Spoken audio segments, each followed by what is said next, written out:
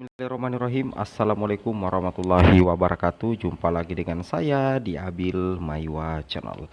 Jadi teman-teman, channel ini merupakan channel pendidikan tempat kita berbagi tentang aplikasi pendidikan, Microsoft Office, serta tips dan triks komputer.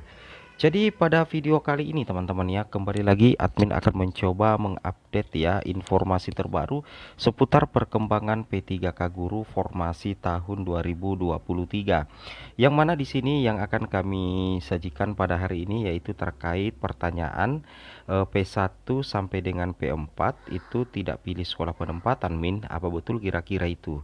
Apakah nantinya P1 sampai dengan P4 tidak memilih sekolah penempatan?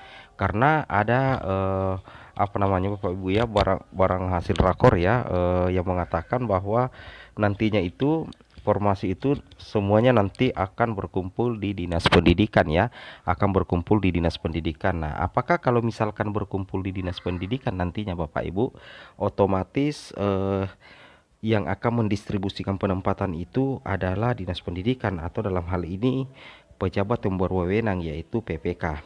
Ya, kita lihat ya di bahan rakor kemarin memang seperti itu kenyataannya. Bahkan ada formasi yang sudah rilis itu sama sekali tidak ada nama sekolah penempatan ya, seperti itu. Jadi bagaimana kira-kira peluang penempatan bagi P1, P2, P3, P4 jika tidak memilih sekolah penempatan di SSCASN? Tentunya ini bakal menjadi aturan baru ya, P3K Guru 2023. Tapi apapun itu Bapak Ibu harus menunggu dulu ya, menunggu dulu juknis resmi terkait juknis resmi terkait pelaksanaan P3K Guru, yaitu karena kita lihat bersama, kita dengarkan bahwa akan ada Permenpan RB yang baru. Tapi sebelum kita lanjut, bagi rekan-rekan guru yang baru pertama kali menemukan channel ini,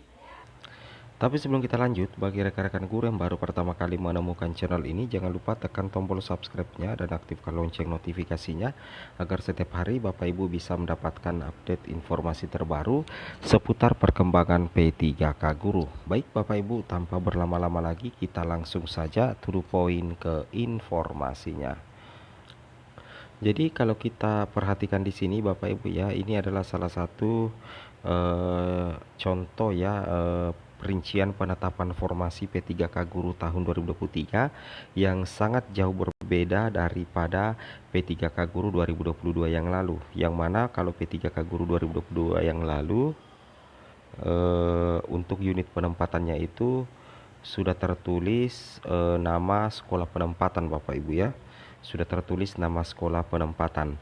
Tapi kalau di P3K Guru formasi tahun 2023 unit penempatannya itu tertulis dinas pendidikan. Misalkan jabatan guru agama Islam alokasi 5, unit penempatannya adalah dinas pendidikan.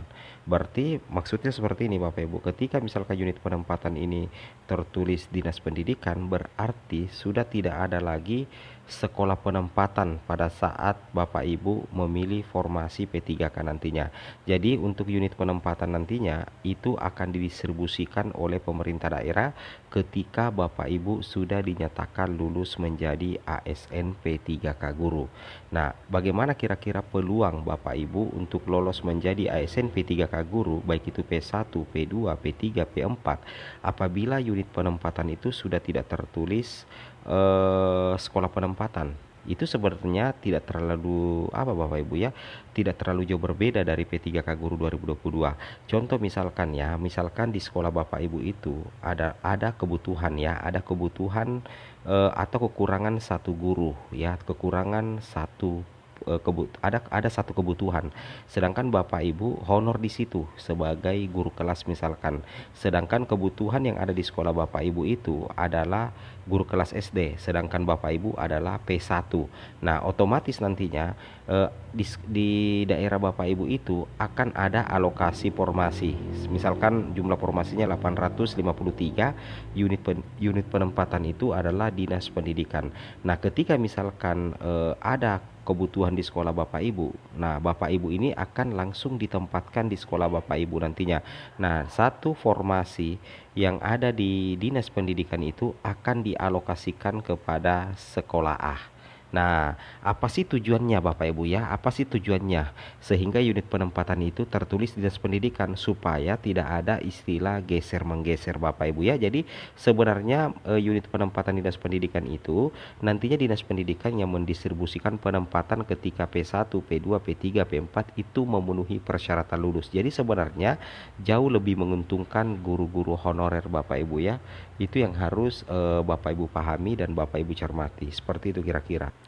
Untuk lebih jelasnya penjelasan yang admin utarakan pada hari ini, alangkah baiknya kita coba cek dulu bahan rakor ya, bahan rakor P3K Guru 2023, yang mana kita langsung ke informasi utamanya Bapak Ibu ya.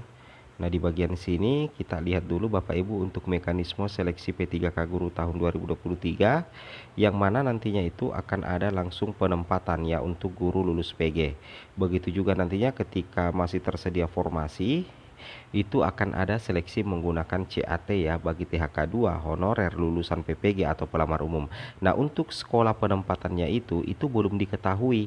Nanti Bapak Ibu ketahui sekolah penempatan yang Bapak Ibu tuju ketika Bapak Ibu sudah dinyatakan lulus menjadi ASN P3K Guru 2023. Jadi Bapak Ibu tidak akan melihat sekolah yang akan Bapak Ibu pilih pada saat pendaftaran P3K Guru.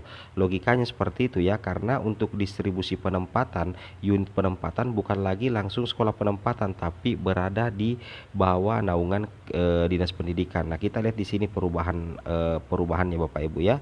Di sini Bapak Ibu bisa melihat di sini dikatakan seleksi tahun 2023 formasi seluruhnya itu pada Dinas Pendidikan. Nah, anggaplah Bapak Ibu lulus di sekolah induk ya, Bapak Ibu lulus di sekolah induk Bapak Ibu. Kemudian Bapak Ibu juga lulus di sekolah induknya di sekolah D. Nantinya formasi itu akan didistribusikan ke sekolah C.